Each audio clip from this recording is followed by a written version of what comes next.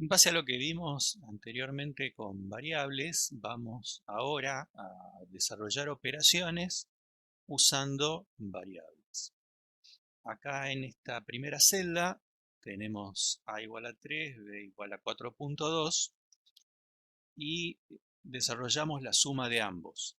En vez de presentar directamente el resultado, lo almacenamos en otra variable que es c. Ejecutamos y después presentamos el resultado de c con la función printc. Estas expresiones las podemos usar para representar fórmulas, aunque con el debido cuidado de que no estamos representando las unidades. O sea, el tema del manejo de las unidades es un cuidado aparte que tenemos que tener. Por eso, en este caso de movimiento rectilíneo uniforme, en la primera celda, donde ponemos la distancia igual a 100, el tiempo igual a 3, comentamos mediante el uso del signo numeral. Todo lo que va a la derecha del signo numeral es un comentario, no es reconocido por el intérprete de Python, de Jupyter particularmente. Entonces, escribimos la velocidad igual a distancia sobre tiempo y finalmente el valor que lo almacenamos en la variable b lo imprimimos con el uso de la función print. Ejecutamos esto y como tenemos print abajo, directamente nos muestra el resultado. Esto lo podemos un poco mejorar, por lo menos desde el punto de vista de la presentación, para mantener registro de cuáles son las unidades que estuvimos usando. La función print nos permite particularmente poner varios ítems como parámetro de la función. Fíjense que acá ponemos la velocidad es como parte de la presentación, entre comillas, o sea, una cadena de caracteres, separados con comas. Esto podrían ser muchos elementos, particularmente nosotros usamos estos tres nada más para la presentación. Uno para decir que estamos hablando de la velocidad, después la variable b, que va a representar la velocidad calculada, y finalmente, también separado con coma y entre comillas, porque es una cadena de caracteres nada más, las unidades que usamos y que en definitiva van a representar la velocidad como metro por segundo. Ejecutamos esto y nos presenta de una manera un poco más amigable y que nos permite recordar las unidades usadas. Vemos también que la velocidad está expresada con una cantidad muy grande de decimales. Esto no tiene mucho sentido. Por lo tanto, podemos mejorarlo también a esto desde el punto de vista de la presentación y del cálculo también, con otra función que es round, que nos permite redondear la variable b con la cantidad de decimales que nosotros queramos. En particular, yo puse acá 2 decimales. Ejecutamos y nos presenta la velocidad ajustada a la cantidad de decimales que prefijamos. Finalmente, y haciendo uso de esa propiedad de la función print que nos permite poner varios parámetros separados por comas, calculamos el tipo de variable en cada caso, de la distancia, del tiempo y la velocidad calculada, precedido de qué variable estamos hablando. Un texto simplemente que nos expresa de qué variables estamos hablando.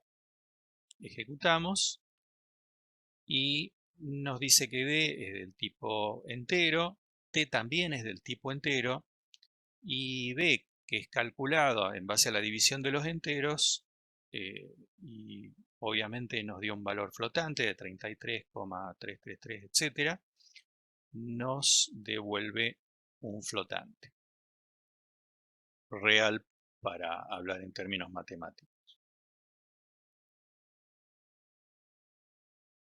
Podemos desarrollar una expresión un poco más complicada de movimiento rectilíneo uniformemente acelerado, donde agregamos la variable de aceleración igual a 2, en este caso metros por segundo al cuadrado, el tiempo y la distancia recorrida en ese tiempo con esa aceleración y con una determinada velocidad inicial v, que es el mismo valor que teníamos anteriormente.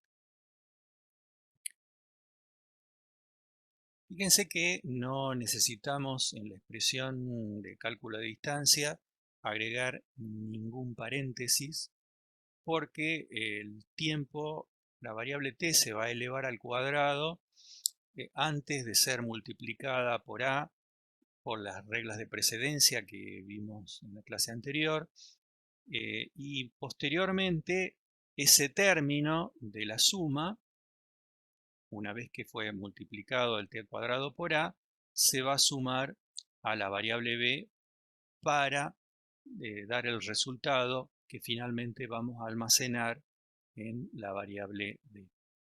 Ejecutamos esto y lo imprimimos y nos da 233,33 metros. Reiteramos que estos metros que figuran acá son producto de que nosotros lo agregamos porque sabemos que el resultado es en metros. No está dentro del cálculo posible el insertar las unidades de medida. Esto eventualmente se podría hacer, pero con programas mucho más complejos de lo que vamos a poder ver nosotros en el cursado.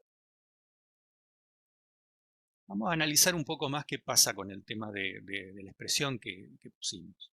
Supongamos que duplicamos el tiempo. En vez de calcular la distancia recorrida con t igual a 10, lo queremos hacer con t igual a 20. Por lo tanto, modificamos el valor de t, ponemos 20 y ahora imprimimos nuevamente la distancia. Ejecutamos esto y lo que nos da es una distancia de 233 nuevamente.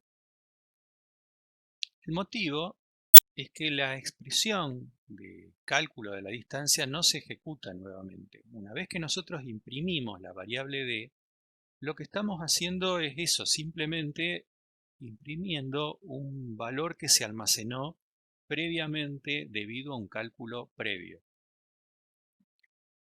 Por lo tanto, modificar t, la aceleración o la velocidad inicial no va a cambiar absolutamente nada. D va a seguir exactamente igual.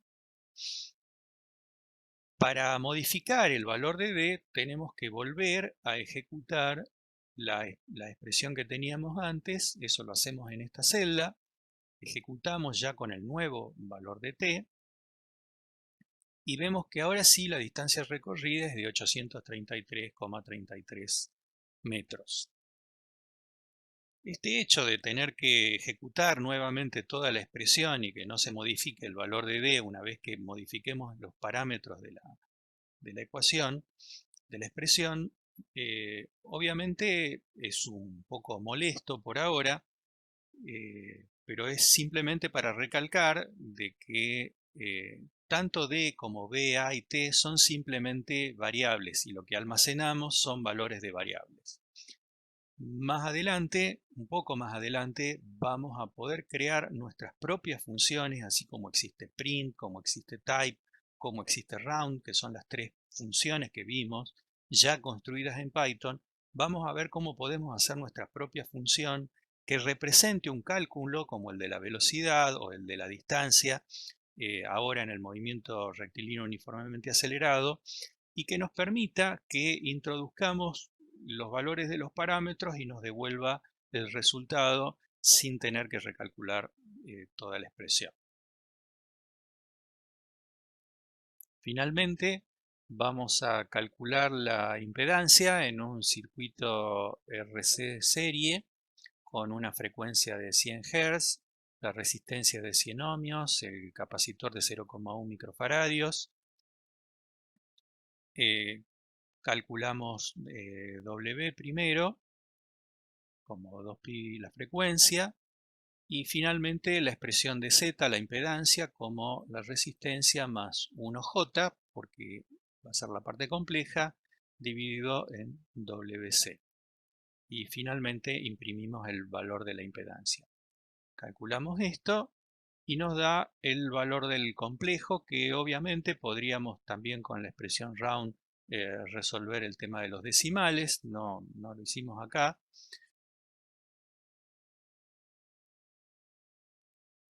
Pero es perfectamente factible hacer.